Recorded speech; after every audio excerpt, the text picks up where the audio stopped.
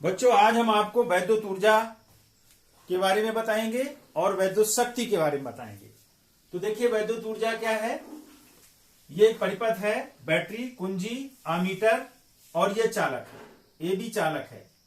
जैसे ही कि ऑन करते हैं तो इलेक्ट्रॉन चालक के बी सिरे से ए सिरे की ओर गतिशील हो जाते हैं।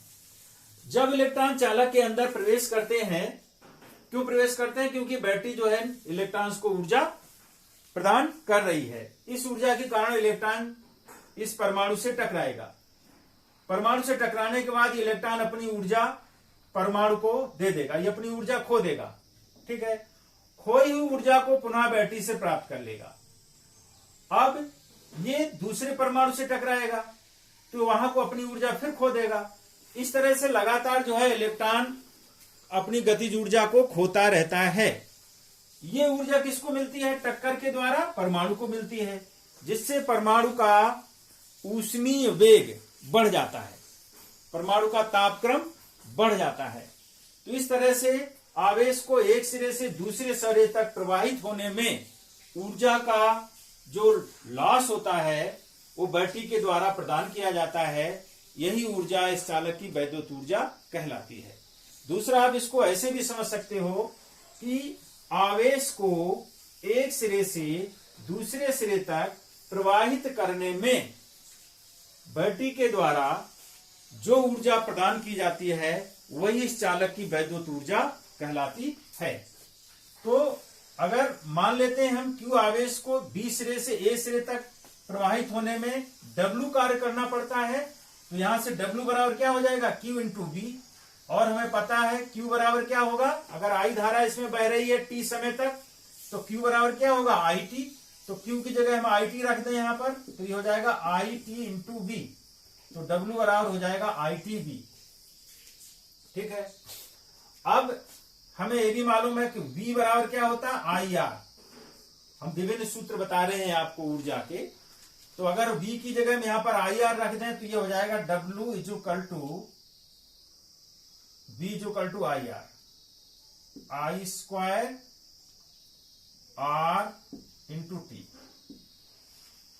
बी बराबर ये आई आर आ जाएगा, तो I square R into T, I square R T. तो W equal to I square R T, ये एक सूत्र हो जाएगा। ठीक। दूसरा, अगर यहां हम V equal to I R, यहां अगर हम आई बराबर I equal to B upon R रख दें इसी सूत्र में, ये सूत्र हमारा है, इसमें आई बराबर क्या रख दें? V upon R. ठीक है, तो आई की जगह यहां रख दीजिए ये W equal to V upon R into T into B. उस कंडीशन में हो जाएगा हमारा बराबर V square upon R into T. ठीक है, ये इसी को चालक की ऊर्जा कहते हैं। W equal to I square R T या W equal to B square upon R T, ये ऊर्जा के सूत्र हो गए। अब देखो, चूंकि ये ऊर्जा जो है ऊष्मीय ऊर्जा के रूप में बदलती है, तो हमें पता है एच बराबर क्या होता है? डब्ल्यू अपॉन जे। ये आपने फर्स्ट ईयर में पढ़ा होगा, जूल का नियम। अगर एच ऊष्मीय ऊर्जा और डब्ल्यू किया गया कार्य, इन दोनों के मध्य क्या रिलेशन होता है? H equal to W upon J. तो डब्ल्यू ये है, तो कैलोरी के रूप में अगर ऊष्मा को हम ऊष्मीय ऊर्जा को व्यक्त करें यहां पर विद्युत ऊर्जा को, तो उस कंडीशन में हमारा ये हो जाएगा डब्ल्यू ये मान रख दो यहां पर, आई स्क्वायर आर टी बराबर डब्ल्यू बराबर ये भी है बी स्क्वायर बटे आर इंटू टी। ठीक है, अपॉन जे, इनके बटे क्या आ जाएगा? जे आ जाएगा। और जे की वैल्यू कितनी होती है? अपॉन जे इंटू जे। ठीक, और हमें मालूम जे की वैल्यू होती है 4.2, तो जे की जगह यहां 4.2 भी लिख सकते हैं आप। तो अगर ऊष्मीय ऊर्जा के रूप में विद्युत ऊर्जा का मान इतना हो जाएगा। ठीक, दूसरा है आगे शक्ति। शक्ति क्या है इसको समझ लीजिए।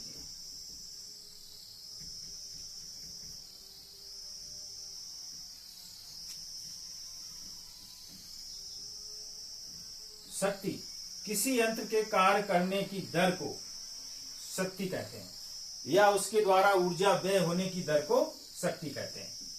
तो शक्ति देखिए, शक्ति कार्य करने की दर, ठीक है। तो मान लो W बराबर P, इसको P से व्यक्त करते हैं। P बराबर क्या होगा, W अपॉन T। अब W बराबर क्या है, हमने निकाल रखा है, W बराबर I square RT, I square RT, तो ये हो जाएगा I square RT upon T, तो ये बराबर हो जाएगा I स्क्वायर R। तो P equal to I square R, ये एक सूत्र हो गया। दूसरा, अगर यहीं पर हम W की जगह क्या मान रख दें, W का ये मान रख दें, उस कंडीशन में सूत्र क्या हो जाएगा, दूसरा P equal to W over T।